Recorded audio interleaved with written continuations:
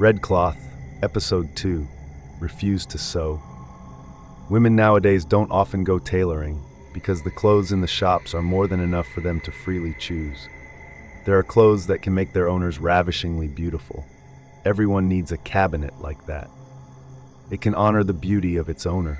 Its presence resembles a platinum border around a diamond, highlighting the diamond's brilliant beauty. Every woman needs a set like that.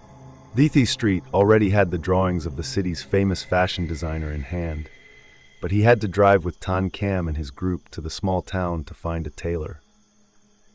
She felt dissatisfied, driving and saying, "Why do you have to go to that small town to find a tailor? What a hassle! Why do good people keep hiding in deep mountains and cups? It's really nothing." When successful, people are a bit eccentric and don't often interact with people, so they can't do business prosperously. Lam Ki responded with an experienced look. Tan Cam only thought about the cat and said nothing. Black Treasure is her pet. No matter how beautiful the scenery out there is, it cannot attract her attention. She thought to herself, could it be that Black Treasure is just a passerby in her life? The town was quiet. Perhaps everyone was taking a nap. Only a few children were playing in the deep alley. The sound of footsteps near and far kept climbing and hitting the rocky road. In this tiny town, it only takes a few lanes to reach the small tailoring shop. The shop was filled with pieces of blue-green, red fabric. Everywhere was crumpled fabric, a large pair of scissors placed on an old sewing machine. Is this where the master is reclusive? Diti couldn't believe her eyes anymore. As soon as the door opened, everyone raised their heads to look inside and saw a bald, middle-aged man with slightly black skin, looking very honest and dressed simply. Is this the garment talent they have to travel a long way to meet?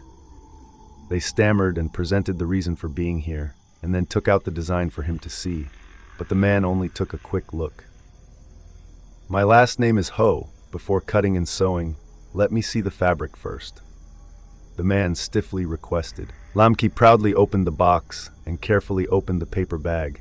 She discovered that the edge of the cloth moved like a hand with vitality that wanted to open it herself. Finally, the cloth was spread out. Mr. Ho seemed to be blessed and stood silently for a long time. Lam Ki was even more pleased. It seemed that this special piece of fabric also made a person who was inherently bold with fabrics like Mr. Ho unable to take his eyes off it. The four people looked at each other and smiled, their hearts filled with joy. Mr. Ho brought out the piece of cloth to see in that light like jewelry on the belly dancer's navel while she was dancing a mesmerizing dance. It had a magical appeal to men.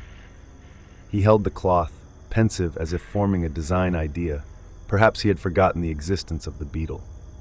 Lucan Kai asked softly, "Looks like he likes the red cloth?" "Nonsense." The remaining three people answered in unison.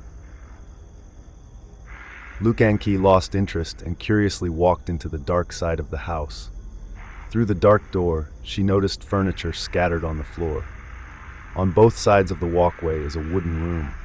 Because that room was not designed with a skylight, it was very dark. She kept groping. Seeing the belongings of the people in the small town, she felt very strange, because since she was a young lady, she had no opportunity to visit places like this. Even the dressing table here is strange.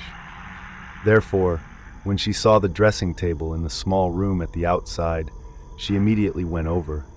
There was very little furniture in the room, only an old bed. The mirror was covered with a layer of dust. It seemed like no one had come here for a long time. Seeing a small chair in front of the mirror, she sat down and looked at this old dressing table for a while. It's made from ironwood and is beautifully depicted, big but sturdy, with a circular mirror with a comb on top. Seeing that her hair was a bit messy, she immediately picked up a comb. Her hair is very beautiful, both black and shiny, with a shoulder-length dot.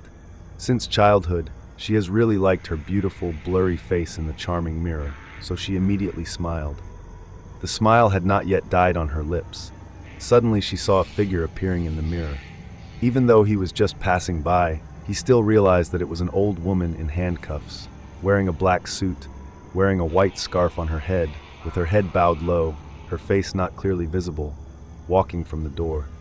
She picked up the comb in fear, but when she turned around, no one was seen. She chased after her but only saw a cold wind blowing on her face. Why is there any human shadow? She became even more confused and scared, intending to turn around and run away. Running closer to the door, a wrinkled hand protruded from the wooden door. She stood still. I can't believe my eyes anymore. Standing in front of her now was the old woman who caught a glimpse in the mirror before, the white scarf tied low on her head, making her unable to see her face clearly. The old woman slowly trudged towards her. Luke Anki was so scared, his mind became blank. He just stood there motionless. The old woman raised her wrinkled left hand towards her and spoke in a weak voice. "Return it to me. Give it back to me." She let out a loud cry and sat down on the ground. Mr. Ho heard the noise and immediately put down the cloth and ran inside to see. Tan Cam and the others outside also rushed in and quickly helped Anki up. Mr. Ho went in first and gently said to his mother, "Mom, what are you doing out?" The old woman still stubbornly raised her hand towards Anki and said, "Give it back." "Who the hell are you? Quickly return it to me." "I don't have it," Mr. Kai answered confusedly in tears. Tan Cam noticed that Anki's hand was waving a comb. She immediately took out the comb and asked, "Where does this come from?" Mr. Kai returned the comb to the scary old woman's hand and quickly withdrew his hand. Duang Thi glared at her. Luke Anki quickly clarified, "I saw the mirror on that dressing table covered in dust, so I assumed no one lived in that room anymore. My mother's eyes are not very good. She can't see anything, so Miss Luke is misunderstood. Nothing.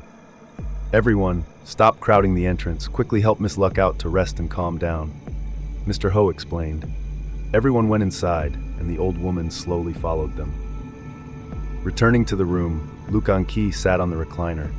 The old woman did not say anything, just touched her surroundings darkly and walked heavily towards the corner of the room.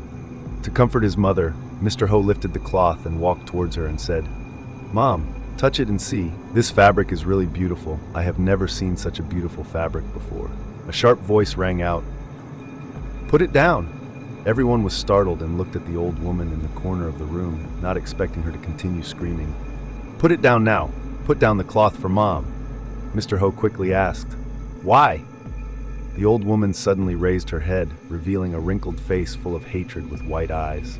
Her eyes seemed to command, "Give it back to them!" The four people were so scared that they stood in a corner. The old woman was really scary. Mr. Ho choked up and said, "Mom, you can't see, you don't know how beautiful this cloth is. This material can be said to be unique. If it just gets into your hands, you have